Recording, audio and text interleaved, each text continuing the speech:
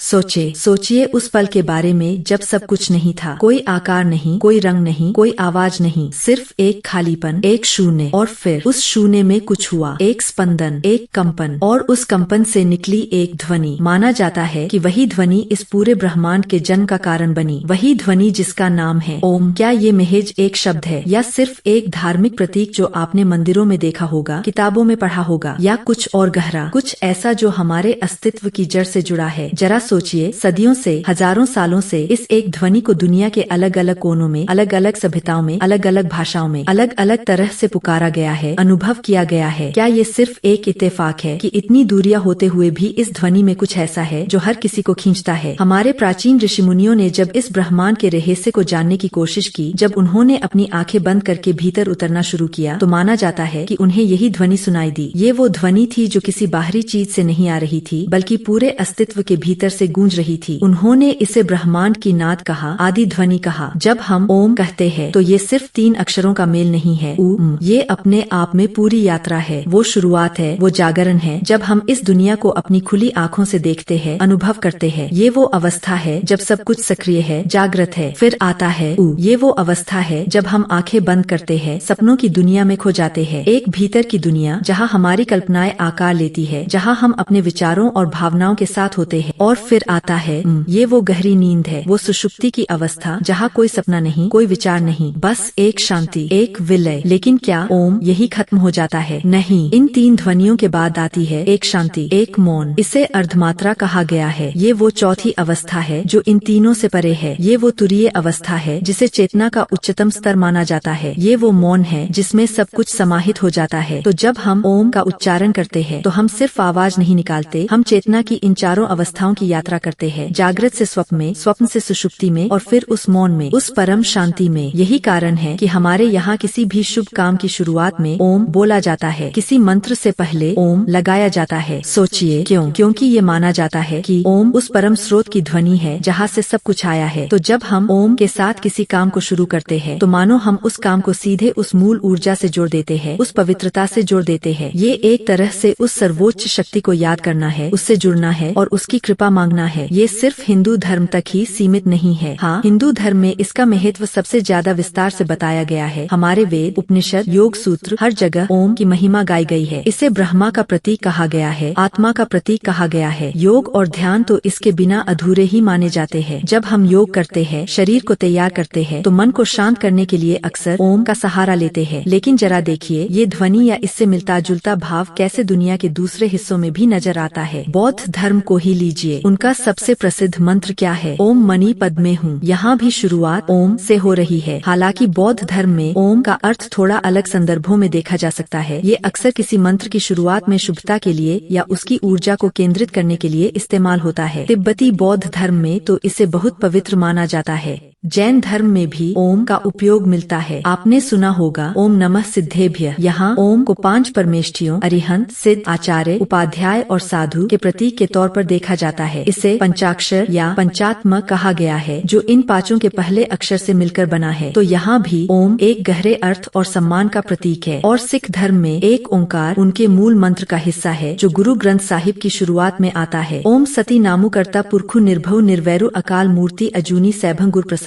यह ओम एक ओंकार उसी ओम से जुड़ा हुआ माना जाता है, लेकिन इसका अर्थ बहुत स्पष्ट है, एक ईश्वर। हालांकि इसे सीधे सीधे हिंदू ओम के समान नहीं कहा जा सकता, लेकिन ध्वनि और प्रतीक के स्तर पर एक जुड़ाव जरूर दिखता है, जो एक परम सत्ता के विचार को दर्शाता है। यह बताता है कि भले ही रास्ते अलग हों, कहीं न कहीं एक मूल सत्य की तलाश हर जगह है। ये सिर्फ धार्मिक प्रतीक नहीं है। जब हम ओम का उच्चारण करते हैं तो इसका असर हमारे शरीर और मन पर भी पड़ता है। वैज्ञानिक भी अब इस बात को समझने लगे हैं। जब आप सही तरीके से ओम का जाप करते हैं तो ये ध्वनि आपके होठों से शुरू होकर गले, छाती और पेट तक एक कंपन पैदा करती है। ये कंपन हमारे नर्वस सिस्टम को शांत करता है, मन को एकाग्र करता है। कई शोध बताते हैं कि ओम का जाप करने से तनाव कम होता है, हार्ट रेट धीमी होती है और ब्रेन वेव्स शांत होती है, जो ध्यान की अवस्था के लिए बहुत जरूरी है। सोचिए, ये महज आवाज नहीं है, ये एक ऐसी आवृत्ति, फ्रिक्वेंसी है जो हमारे शरीर के भीतर की ऊर्जा को जागृत करती है, उसे संतुलित करती है। क्या पता ये ये वास्तव में उसी मूल कंपन से जुड़ी हो जिससे यह सारा ब्रह्मांड बना है। ये विचार ही कितना रोमांचक है कि हमारे भीतर वही ध्वनि गूंज रही है जो सितारों में, ग्रहों में, गैलेक्सियों में गूंज रही है। आज की भागदौड़ भरी जिंदगी में जहाँ तनाव हर पल हमारे साथ है, ओम का ये अभ्यास एक बहुत पावरफुल टूल साबित हो सकता है। ये हमें पल भर के लिए रुकना सिखाता है, अपने भीतर झांकना सिखाता है, उस शांति से जुड़ना सिखाता है जो हमेशा हमारे अंदर मौजूद है, बस हमें उसे सुनना नहीं आता। जब आप ओम का जाप करते हैं या इसे ध्यान से सुनते हैं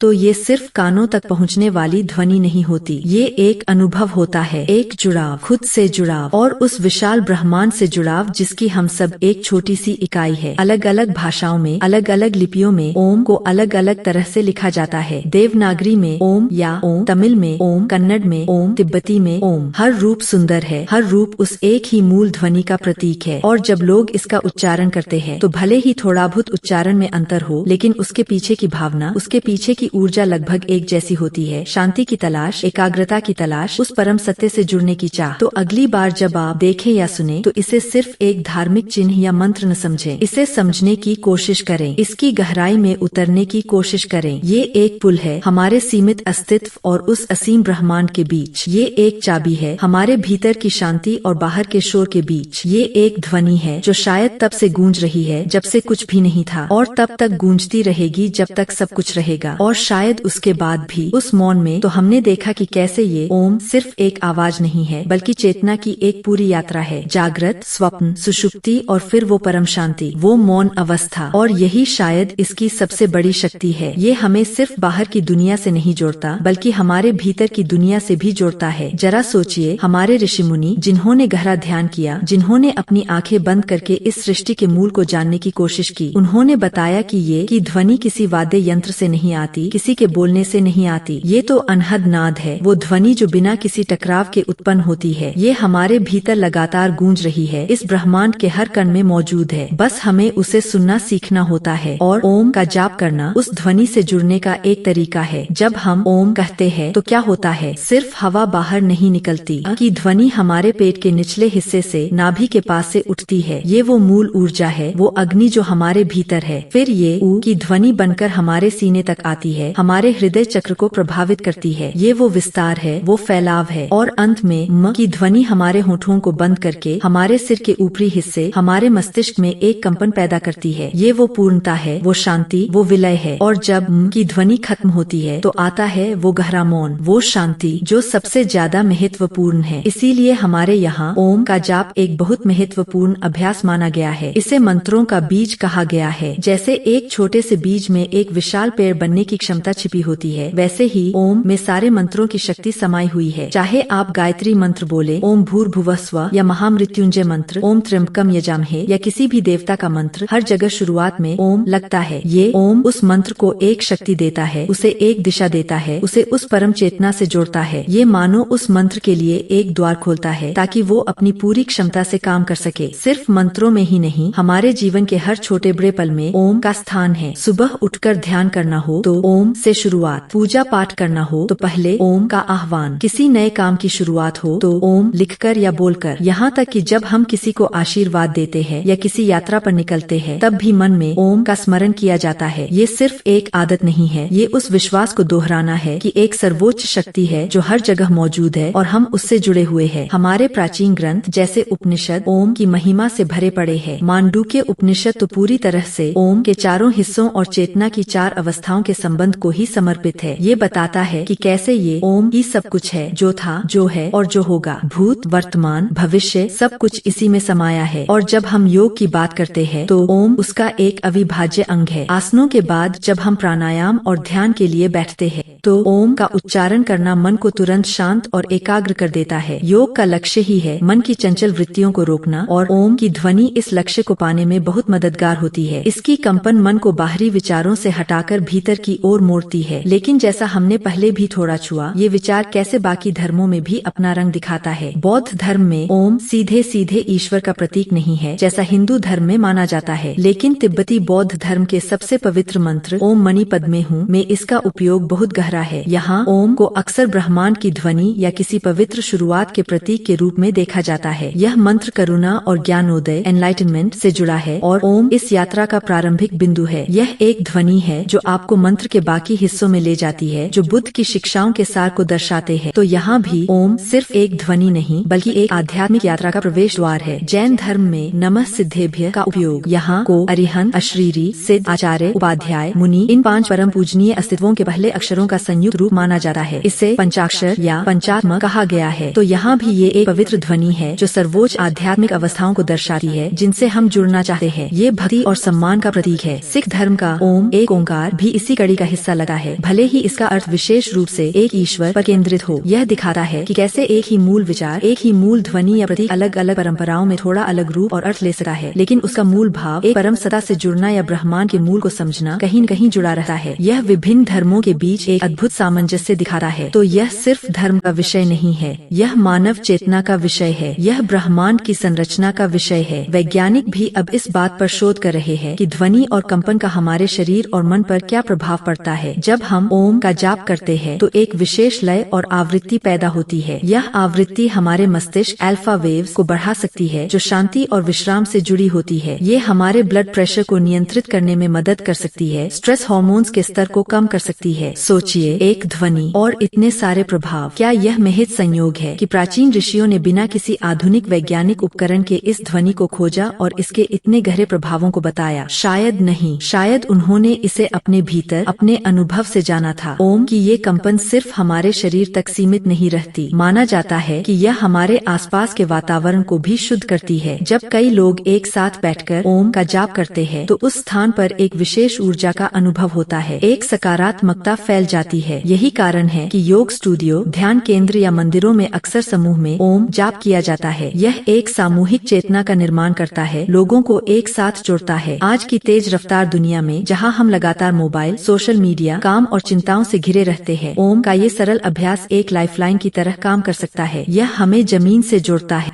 हमें हमारे भीतर की शांति से मिलाता है। केवल 5 मिनट सुबह या शाम को शांत बैठकर ओम का जाप करना हमारे पूरे दिन को बदल सकता है। यह हमें अधिक केंद्रित, फोकस्ड, अधिक शांत और अधिक ऊर्जावान बना सकता है। यह सिर्फ उन लोगों के लिए नहीं है जो बहुत धार्मिक है। कोई भी, किसी भी बैकग्राउंड का व्यक्ति ओम की ध्वनि का अभ्यास कर सकता है, इसे ध्यान से सुन सकता है और इसके शांतिदायक प्रभाव को महसूस कर सकता है। यह एक सार्वभौमिक उपकरण है मानव कल्याण के लिए। अब अगर हम ओम के प्रतीक को देखें जो देवनागरी में ओम या ओम के रूप में लिखा जाता है, इस प्रतीक में भी बहुत गहरा अर्थ छिपा है। इसमें 3 कर्व्स और एक डीओटी होता है जिसके ऊपर एक सेमीसर्कल होता है। ये 3 कर्व्स आ, उ और म की ध्वनियों या जागृत, स्वप्न और सुषुप्ति की अवस्थाओं को दर्शाते हैं। डीओटी उस तुरीय अवस्था, उस परम चेतना का प्रतीक है जो इन तीनों से ऊपर है, और सेमीसर्कल उस माया, उस भ्रम का प्रतीक है जो हमें उस बिंदु तक पहुँचने से रोकती है। यह हमें बताता है कि उस सर्वोच्च चेतना को प्राप्त करने के लिए हमें माया के भ्रम को पार करना होगा। तो यह प्रतीक सिर्फ एक अक्षर नहीं बल्कि मोक्ष की ओर एक पूरी यात्रा का नक्शा है। अलग अलग लिपियों में ओम को लिखने के तरीके अलग हो सकते हैं,